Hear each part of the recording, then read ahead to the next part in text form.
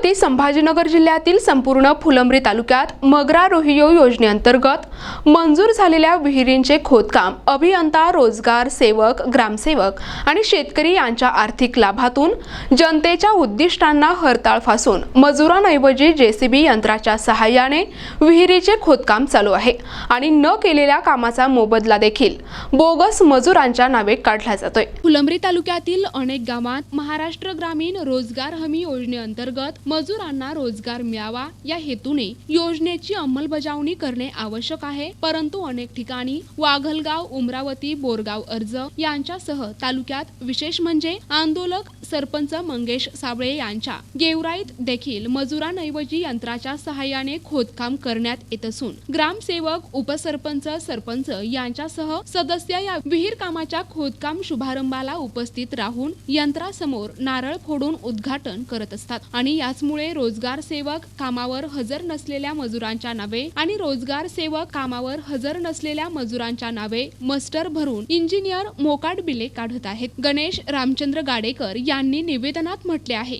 की फुलंब्री तालुक्यातील मौजे, वाघलगाव सह तालुक्यातील अनेक गावात महात्मा गांधी रोजगार हमी योजनेअंतर्गत मंजूर झालेल्या सर्व विहिरी शासनाच्या नियमाप्रमाणे न होता बोगसरित्या मस्टर आणि विहिरीचे खोदकाम हे मजुरांऐवजी रात्रीचे जेसीबी यंत्राने सुरू असून या बोगस कामाची त्वरित चौकशी करून दोषींवर कारवाई करण्यात यावी असे निवेदन गटविकास अधिकारी पंचायत समिती फुलंब्री यांच्यासह वरिष्ठांना दिले आहे। सदर प्रकरणी या कार्यालयाकडे तक्रार प्राप्त झालेली आहे।